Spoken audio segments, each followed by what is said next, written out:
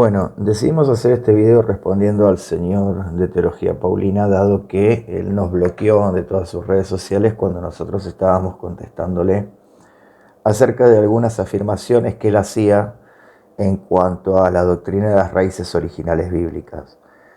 Por lo que decidimos hacer este video y vamos a comenzar contestando extractos de cada una de las cosas que él planteaba y la cual nosotros le respondíamos, y automáticamente en la tercera respuesta ya nos bloqueó. ¿Por qué lo hacemos? ¿Con el hábito de generar discordia? No, la realidad es que no. La realidad es que para mostrar cómo la desinformación y cómo el no presentar fuentes fidedignas, el no dar referencias de fuentes fidedignas, termina haciendo que este señor utilice un montón de supuestos o según su entendimiento a lo que refiere las raíces originales bíblicas y el guardar la Torá. Vamos a demostrar con los propios textos que él utiliza cómo lo que está diciendo no tiene ningún tipo de fundamento, ni siquiera bíblico, ni histórico, ni cultural, por lo que decidimos hacer esto. Vamos a tener el video completo, seguramente en algunas redes sociales se va a poner por partes, parte 1, parte 2, parte 3 y así las que sean necesarias. Y en otras redes como YouTube y Facebook seguramente van a estar completos, quizás en TikTok también, si el tiempo o la duración de las respuestas da para hacerlo todo en un solo video. Si no, como dije, lo subiremos por partes en cada una de esas redes. Repito, esto no es con un ánimo de generar polémica, ni mucho menos, sino que llegó el momento de empezar a contestar algunas cosas porque realmente se está desinformando a la gente y se le está haciendo creer a la gente cosas que no son reales. Así que lo que vamos a hacer y cómo va a ser la temática del video se las voy a explicar rapidito. Ustedes van a ver luego de que yo hable en esta parte, van a ver la primer parte donde él fundamenta o expone. Automáticamente después del fundamento vamos a exponer nosotros, y así con cada parte de cada extracto de los videos, o del video, perdón, que él subió haciendo mención de estas cosas, cada parte que él diga, nosotros atrás vamos a dar la respuesta. Así que nada, espero que sirva para muchos y que lo puedan compartir, porque creo que le va a traer luz a muchas personas que siguen este tipo de temáticas y que realmente este tipo de temáticas están haciendo mucho daño a los creyentes porque se están desviando de la verdad. Así que vamos a comenzar. Muchas gracias por acompañarnos y esperamos que este video les sirva a muchos para entender varias cosas, las cuales por desinformación se están mal enseñando. No hay, oye, un solo ejemplo en todo el Nuevo Pacto, Nuevo Testamento, de un gentil convertido al Mesías guardando esas cosas. Impuesto por Roma, la Navidad y la Pascua se mezclaron con festividades paganas y la iglesia se separó de las raíces judías por influencia helénica. Su llamado es a volver a las raíces puras de la fe, restaurando las fiestas bíblicas Pesach, Sukkot y rechazando prácticas sin base en la Torah. Pero este no es un argumento tan bíblico, es más conspiranoico. ¿Ves lo que te digo? Teorías de conspiración. Mira, muy sencillo. Si eso fuera cierto, si Roma, ¿ves? Roma fue la que cambió todo. Roma cambió el Shabbat por el domingo.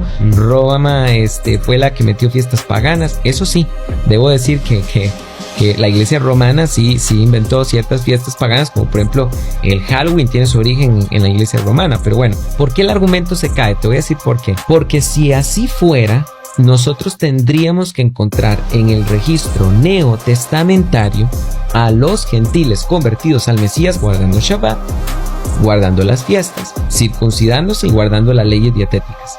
Pero no hay, óyeme, un solo ejemplo en todo el Nuevo Pacto, Nuevo Testamento, de un gentil convertido al Mesías guardando esas cosas. Ni uno.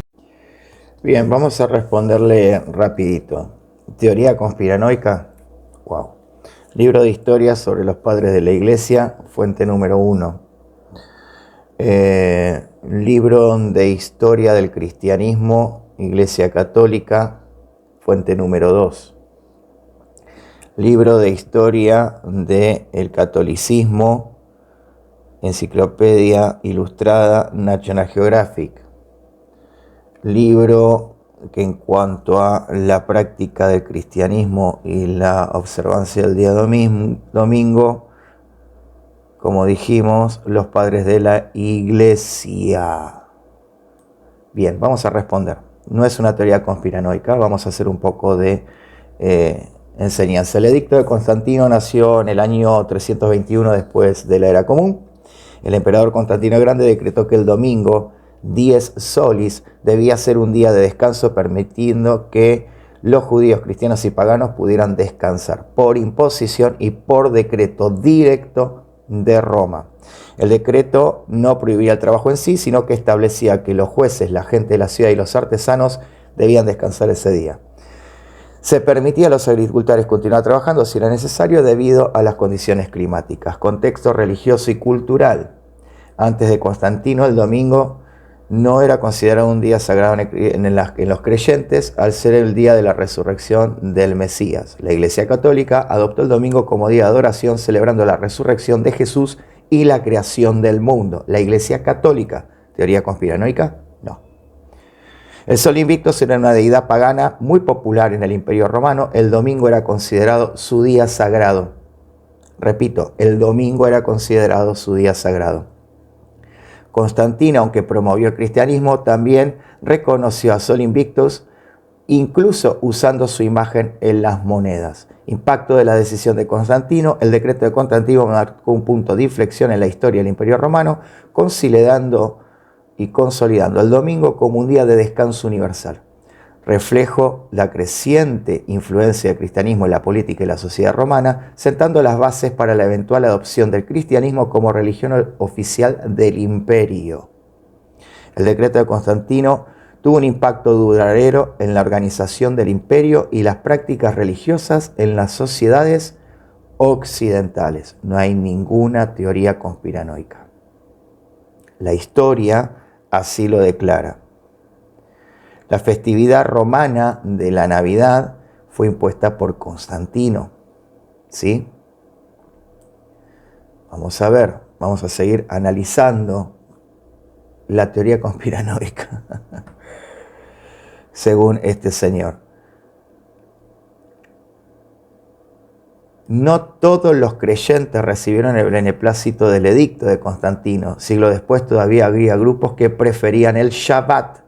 Tanto así que el sínodo de la Odisea, que tuvo lugar alrededor del 363 y 364 de la era común, incluye un canon, el 29, que declara que los creyentes no debían guardar prácticas hebreas descansando en el Shabbat, sino trabajar ese día en lugar de honrarlo como día del Señor. Y así pueden entonces descansar como cristianos romanos católicos.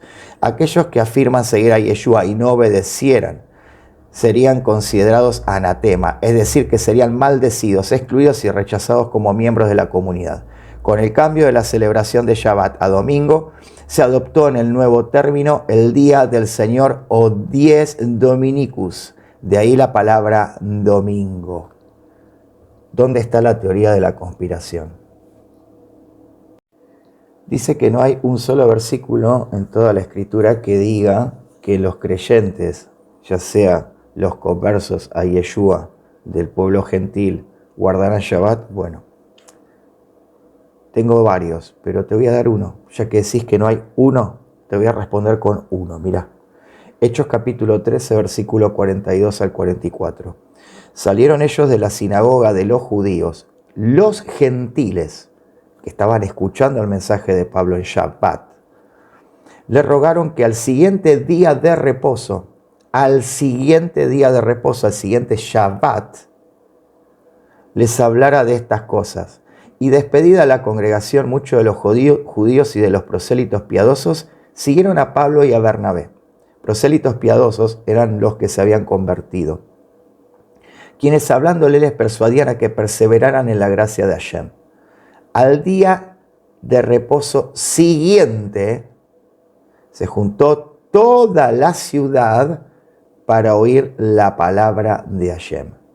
Día de reposo, equivalente a Shabbat. ¿Querías un versículo? Te doy uno, pero hay muchos más y la historia misma nos da la razón. Y hoy quisiera compartir 5 pasajes típicos que apelan los judaizantes para tratar de justificar sus herejías. El primero de todos ellos lo podemos encontrar en Apocalipsis 14, 12, cuando la Biblia dice que este es el testimonio de Jesús, los que guardan la fe en Jesús y los mandamientos. Entonces, aquí los judaizantes, ¿verdad?, aseveran que los que tienen la fe en Jesús son los que guardan los mandamientos. Y a eso le decimos amén, amén y amén. Por supuesto que los que tenemos la fe en Jesús guardamos los mandamientos. Lo que pasa es que como esta gente no es verdad que enseña raíces hebreas, porque si realmente lo fueran, te serían sinceros y te enseñarían un asunto muy importante de la Torá.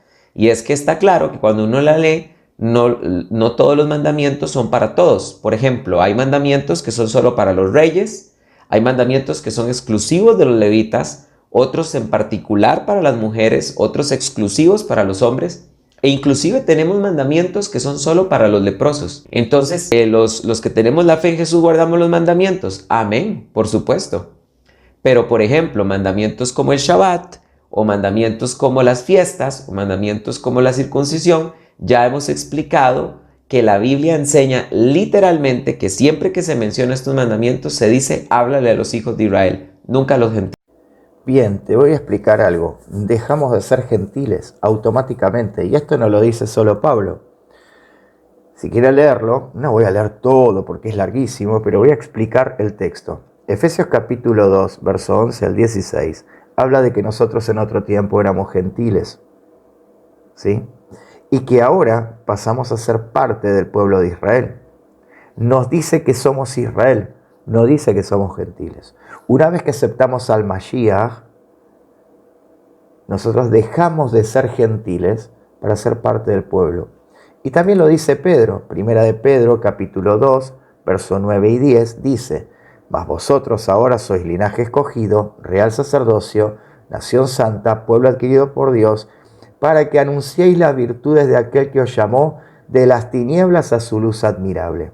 Vosotros que en otro tiempo no erais pueblo, pero que ahora sois pueblo de Dios, que en otro tiempo no habíais alcanzado misericordia, pero ahora habéis alcanzado misericordia. Efesios capítulo 2, versículo 12. Recuerden que en ese tiempo estabais separados del Mesías, excluidos de la ciudadanía de Israel, y escucha estimado, extraños o ajenos a los pactos de la promesa, sin tener esperanza y sin Elohim en el mundo. ¿Qué incluyen los pactos y qué incluyen las promesas? Las fiestas y el Shabbat. Para que lo pienses. Bien, él dice amén. Amén a qué? A que hay que guardar los mandamientos según lo que nos explica Apocalipsis 14, 12. Pero fíjense la ignorancia, porque decir que no tenemos que guardar todo, porque hay mandamientos para hombres, mandamientos para mujeres, mandamientos para leprosos, mandamientos para sacerdotes. Obviamente, ni el propio Mesías guardó el mandamiento del sacerdote, el mandamiento del leproso, el mandamiento de la mujer. Él guardó lo que le correspondía. No guardó el mandamiento del agricultor porque no era agricultor. No guardó el principio que tiene que aplicar el comerciante o el prestamista porque él no era prestamista ni nada por el estilo. Entonces, pero eso lo sabe hasta un chico de kinder. Y luego dice que el mandamiento del Shabbat y el mandamiento de las fiestas es para Israel. No es para los gentiles. Por supuesto que no. Ahora, este señor se hace llamar teología paulina. Ya que su Mesías es Pablo, se ve que no entendió lo que Pablo dice. En segundo lugar, el famoso pasaje de Apocalipsis capítulo 21, versículo 12, donde se está hablando de la Nueva Jerusalén y dice que en sus puertas existen 12 puertas con los nombres de los hijos de Israel. Entonces aquí es un argumento muy típico judaizante decir que ¿dónde está la puerta de los gentiles?, ¿verdad? Semejante tontera, por el amor de Dios. Miren, si fuera así, vamos a ver solo un momento de lleno el versículo. No se menciona a la tribu de Dan. ¿Por dónde entrarían los danitas? Es una pregunta importante, ¿verdad? Y asimismo, en la nación de Israel, un gentil se podía convertir en un nativo, como un hijo de Israel. Esto es el que se llama en la Biblia judío prosélito. Era aquel gentil que quería ser parte del pueblo de Israel, se circuncidaba y empezaba a guardar los mandamientos que Dios les había dado a Israel y se convertía en un hijo de Israel. Pero noten algo interesante. Este tipo de personas no tenían tribu. Eran hijos de Israel, pero sin tribu. ¿Dónde entrarían estas personas? Bien, fíjense en dos acciones o dos fundamentos totalmente fuera de contexto y fuera de lugar. Él habla de la tribu de Dan. ¿Por dónde entraría la tribu de Dan si tuviera que entrar? Y es más, dice que hay 12 puertas y que no hay puerta para los gentiles. Es verdad, no hay 12 puertas para los gentiles, hay 12 puertas para las tribus de Israel. En ningún momento habla de una puerta para los gentiles. Y esto tiene un fundamento. Él habla de la tribu de Dan. ¿Sí? ¿Por dónde entraría la tribu de Dan y la tribu de Efraín y Manasés? En el caso de la casa de Efraín, o la casa de José, como se lo diría, siendo parte de las 12 tribus. Primero tenemos que entender algo. Apocalipsis 7 excluye a la tribu de Dan y aún propiamente a la tribu de Efraín, no a la de Manasés, por una asociación con la idolatría y la rebelión contra Dios. En la Biblia se asocia a Dan con la introducción a los ídolos y las prácticas idolátricas en Israel, lo que llevó al declive espiritual de la tribu de Dan y aún de la propia tribu de Efraín. La tribu de Dan en el reino del norte de Israel se involucró en la adoración a los ídolos y a la práctica de la idolatría, lo que fue visto como una rebelión contra Dios. En el exilio asirio, después de la conquista de Asiria, la tribu de Dan, junto con otras 9 tribus del reino del norte, fue exiliada y asimilada a otras culturas, lo que condujo a la pérdida de la identidad y del legado hebreo. En Apocalipsis 7 se menciona en la lista de las tribus de Israel, pero Dan es omitida, lo que se ha interpretado como una consecuencia de su asociación y su idolatría y rebelión contra Dios. En su lugar, José, el padre de la tribu de Efraín y Manasés, es incluido y representado a las 2 tribus de la lista de Apocalipsis 7, la tribu de José, Efraín y Manasés. ¿Sí? Entonces, esa interpretación carece totalmente de fundamento. Realmente no sé dónde estudia la Escritura. Apocalipsis 7 enumera las 12 tribus de Israel para un total de 144.000 hombres que serán testigos de Adonai durante la tribulación. Eso está en Apocalipsis capítulo 7, versículo 4 y 8. Ahora, es interesante lo que plantea, ¿no? Porque hemos mostrado que no hay puerta para gentiles porque vos sos parte de Israel. Hay que comprender que la tribu de Efraín fue una de las que desertó del reino del rey David. En Primera de Reyes, capítulo 12, verso 25 al 33 lo habla. En Primera de Reyes 12, 25 habla de que Jeroboam y Siquem constituyó un culto a Dios totalmente paganizado. Y luego de lo que es la deportación a los asirios, hubo una asimilación. Por lo tanto, hubo una expansión de las tribus. De hecho, el Mesías habla de que él vino por las ovejas perdidas de la casa de Israel. La casa de Israel se toma lo que era el reino del norte. Hay que entender la división del reino. Sabemos que Efraín y Manasés eran los hijos de José, Génesis 41, 50 al 52 y Génesis 46 al 20, Génesis 48, 14. Entonces, creer o aseverar algo tan descolocado de la realidad es fantástico. La habilidad que tiene para torcer el texto y para hacer creer cosas que no son reales. Otra cosa, habla acerca de que los piadosos serán los prosélitos convertidos al judaísmo. Bien, él dice a Israel. Bueno, ahí tiene un error, porque vos no te convertías a Israel. Cuando vos te convertías en los tiempos del Mesías, te convertías a Judá. Entonces todo gentil que se convertía al judaísmo de Judá, obviamente, si acepta al Mesías, va a entrar por la puerta de Judá, porque hizo la conversión a la tribu de Judá, al concepto de la tribu de Judá, al judaísmo. Judaísmo viene de Judá.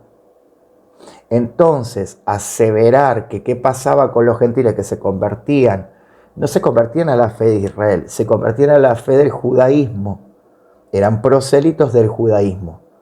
Entonces, los dos fundamentos están totalmente equivocados, porque eso pasa hasta el día de hoy. Cualquiera que se convierte al judaísmo se convierte a la tribu de Judá.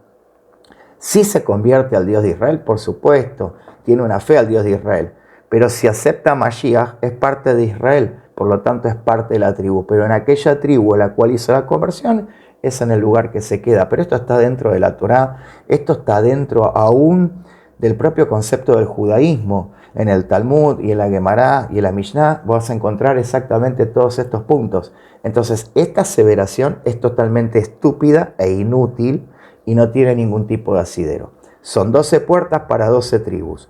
Cualquier gentil que se convierte al Mesías Yeshua va a entrar por una de esas puertas. Cada uno tendrá el momento de saber por qué puerta entrará. Pero al hacerse parte de Israel, ya tiene una entrada por una de esas puertas, que es la puerta puesta para la casa de José. Y esa es la respuesta. Y Apocalipsis 7 es muy claro en cuanto a esto. Así que, por favor, repito, si vamos a fundamentar algo, que sea con claridad y con una fuente fidedigna.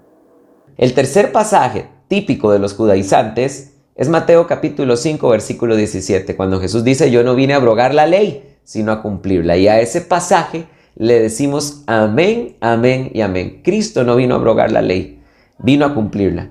Y precisamente por eso, como Cristo no vino a abrogar la ley ni a contradecir a Moisés, vamos a hacerle caso a Moisés y a Jesús.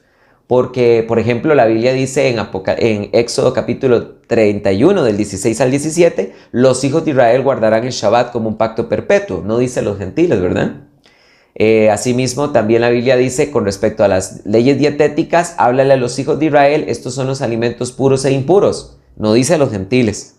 O cuando dice la Biblia en Levítico capítulo 23, estas son las fiestas de Yahvé, habla a los hijos de Israel, no dice a los gentiles. Y además es un mandamiento de la Torá, Deuteronomio 4:2, no añadir ni quitarle al mandamiento. Y como ese es un mandamiento de la Torá también, no añadirle ni quitarle ni modificarle, pues no le vamos a añadir al mandamiento los gentiles también. Por lo tanto, a los judaizantes que dicen Jesús no vino a abolir la ley, sino a cumplirla, les decimos amén, ve y guarda Torá y haz caso. Si Moisés dijo que es para los hijos de Israel, no lo contradigas ni lo trates de mentiroso diciendo que los gentiles también. Bien, esto es simple, no lo voy a explicar todo de vuelta, ya lo explicamos en la respuesta anterior en cuanto a que ahora somos Israel. Lo dicen dos textos, se los voy a dejar para que ustedes lo busquen y como ustedes verán en cada una de las respuestas, abajo, donde estoy yo en la pantalla, abajo ustedes tienen la cita. Él no citó ninguna fuente, él solo tomó un texto. No citó fuente, nosotros citamos fuentes en cuanto al judaísmo, citamos fuentes en cuanto al catolicismo, citamos fuentes en cuanto a la escritura y vamos a seguir sumando fuentes.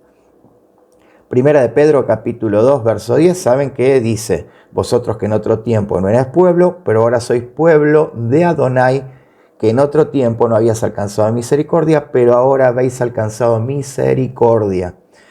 Y también le vamos a dar la respuesta para que todos la lean y se queden claros, que es Romanos capítulo 11 completo, donde habla claramente de que somos injertados, que ya ahora somos Israel, que somos parte de la promesa. En realidad la palabra no es injertado, la palabra es clavado, ¿sí? Metido, atado, para ser adoptados, ¿sí? Para ser hijos directos de Hashem, ser parte de Israel.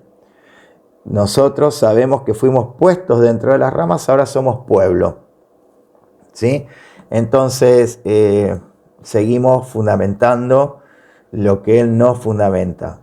Recuerdan, Romanos capítulo 11, ¿sí? Del versículo 1 lo pueden leer si quieren hasta el versículo 33 inclusive. También pueden leer Efesios capítulo 2 completo, ¿sí? Puntualmente 2:14. Pero vuelvo a repetir, sigue sin fundamentar y nosotros tenemos todo el argumento para hacerlo. El otro pasaje es el de Hechos 15:21, cuando la Biblia nos dice, donde Jacobo termina afirmando que Moisés tiene en cada ciudad, sus predicadores que de los cuales se habla cada sábado. Y aquí los judaizantes dicen que es que lo que la Biblia nos está diciendo es que los gentiles tendrán que ir cada Shabbat a aprender a guardar Torah. Solo quiero hacer una aclaración. El pasaje no dice eso. El pasaje no dice eso. De hecho, quisiera leer rápidamente el pasaje. Dice así: porque Moisés desde generaciones antiguas tiene en cada ciudad sus predicadores, puesto que es leído en las sinagogas cada sábado. ¿Se dan cuenta? Una cosa es lo que dice el pasaje y otra cosa es lo que los judaizantes afirman. Ellos dicen, Hechos 15:21 dice que los gentiles tendrán que ir todos los Shabbats a aprender Torah. Pero cuando yo leo el pasaje no encuentro eso. Encuentro lo que debo encontrar, que es lo que está escrito. Porque Moisés desde sus generaciones antiguas tiene en cada ciudad sus predicadores, puesto que es leído en las sinagogas cada sábado. No encuentro lo que los judaizantes afirman. Bueno, la verdad es que yo pensé realmente que iba a tener que responder cosas mucho más difíciles, pero la verdad es que esto es muy fácil. Primero que está excluyendo una realidad. En el libro de Hechos, capítulo 15, nosotros nos encontramos con que se les da ciertas prohibiciones a los creyentes, a los que entraban por primera vez, para que vayan aprendiendo a qué guardar. Toda la lista de lo que les manda a guardar, lo ahogado en sangre, sacrificado a los ídolos y todo lo demás, está dentro de la Torá, está dentro del concepto del libro de Levítico, donde habla acerca de qué cosas guardar y qué cosas no, en cuanto a lo que tiene que ver con los alimentos. Y cuando dice, porque en el verso 21, porque Moisés de generación en generación tiene quien se lo predique cada día de reposo en las sinagogas, lo que está diciendo claramente no es imposible de entender. Está diciendo, empiecen por esto, porque cada Shabbat van a tener que aprender, porque se les va a enseñar qué aprender. Fíjense que ellos no tocaban el tema del Shabbat. ¿Por qué no tocaban el tema del Shabbat? Voy a explicar dos cosas rapidito. No se tocaba el tema del Shabbat, no se tocaba el tema de las fiestas, no se tocaba el tema del diezmo, no se tocaba el tema en cuanto a lo que tenía que ver con la tevilá, porque era una práctica común. Era algo que los judíos mezclados que estaban entre los gentiles, los creyentes que asistían, los gentiles que entraban a la sinagoga para aprender, iban entendiendo, iban asimilando estas cuestiones. Por eso nosotros nos vamos a encontrar con muchos casos donde las sinagogas se comienzan a llenar de gentiles que se convierten a Yeshua, escuchando el mensaje de Pablo. Y ahí se les enseñaba en cada Shabbat. Fíjense cómo él tuerce el texto. Me voy a tomar el trabajo de leer varias versiones. Perdónenme el tiempo que pueda llevar. La Biblia de las Américas, porque Moisés desde generaciones antiguas tiene en cada ciudad quien lo predique, pues todos los días de Shabbat es leído en las sinagogas. Lo que está diciendo es todos los Shabbat. Y vimos ya en la primera contestación que los gentiles que se convertían iban a la sinagoga a escuchar a Pablo. ¿Recuerdan el pasaje? La Biblia... Nueva versión latinoamericana, porque Moisés de generaciones antiguas tiene en cada ciudad quien los predique, pues todos los días de reposo es leído en las sinagogas. Nueva versión viviente, ya que estas son las cosas contra las cuales a través de los tiempos se ha estado predicando todos los Shabbat en las sinagogas de todas las ciudades. Nueva traducción viviente, pues esas leyes de Moshe se han predicado todos los días de reposo en las sinagogas de cada ciudad durante muchas generaciones. Nueva versión internacional, en efecto, desde tiempos antiguos, Moshe siempre ha tenido en cada ciudad quien lo predique y lo lea en las sinagogas todos los Shabbat. Y así podríamos seguir. La Biblia revisada 2015, porque desde tiempos antiguos Moisés tiene cada ciudad quien le predique en las sinagogas donde es leído cada Shabbat. Y así podría seguir por un montón. Dios habla hoy, vamos a ver, Dios habla hoy, porque de los tiempos antiguos en cada pueblo, quienes predican la Torá, la cual se lee en las sinagogas de cada Shabbat, ya tienen quien les predique de la ley. Es simple, no estamos inventando nada. Quien quiere que el texto diga lo que no dice, sos vos, mi estimado. no agregues, no quites. Y finalmente, ni qué decir de Éxodo 12:49, cuando dice la Biblia, una sola ley para el nativo y el extranjero.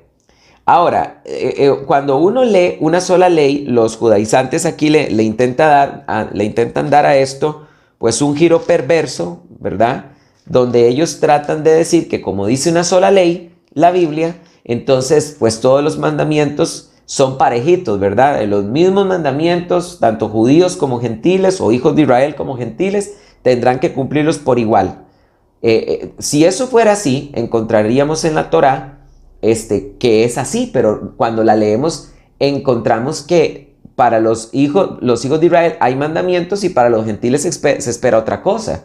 Voy a dar solo algunos ejemplos. Ustedes, señores judaizantes, que insisten que los gentiles tenemos que guardar las leyes dietéticas. Este es el top 5 de las herejías e eisegesis judaizantes. Bien, para cerrar lo que está diciendo este muchacho, repito, sin fuentes, porque no usa fuentes, habla de que los mandamientos son para los judíos, no son para los judíos. Abraham no era judío, Israel no era judío, estaba Judá, pero judíos viene mucho después. Moshe no era judío, y vos estás utilizando Levítico capítulo 11 y un montón de cosas más. Bueno, te voy a explicar.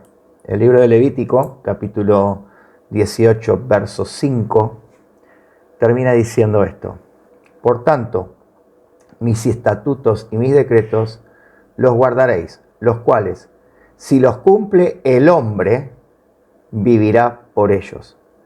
Fíjate que dice el hombre, no dice los judíos, no dice solamente Israel, dice el hombre vivirá por ellos.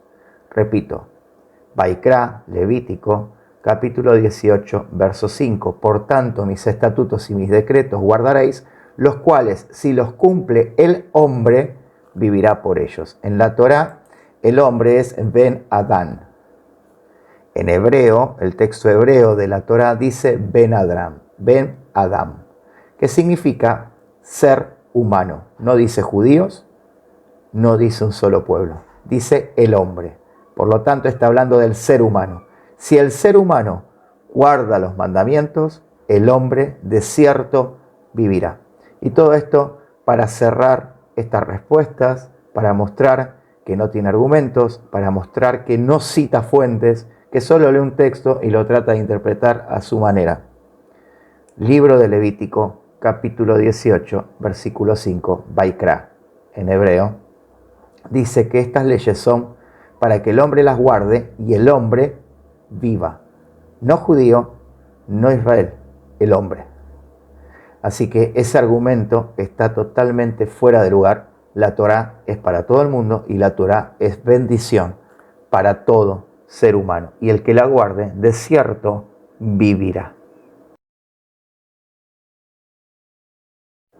El mayor problema es cuando alguien reniega de lo que fue y por la simple razón de que no alcanzó algo que quería y que no se lo dieron, volverse en contra de eso. Eso habla de deshonestidad y eso habla de hipocresía.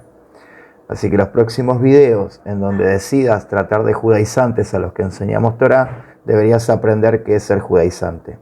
Judaizante es alguien que trata de poner una doctrina por encima de lo que está en la Torá. Y eso es lo que estás haciendo. Así que espero que esto te sirva y espero que la próxima no nos bloquees y puedas tener un debate abierto, sincero y honesto, con fuentes y mostrando con realidad escritural que lo que estás diciendo tiene fundamento, lo cual ha quedado demostrado que no lo tiene. Muchas gracias a todos y shalom.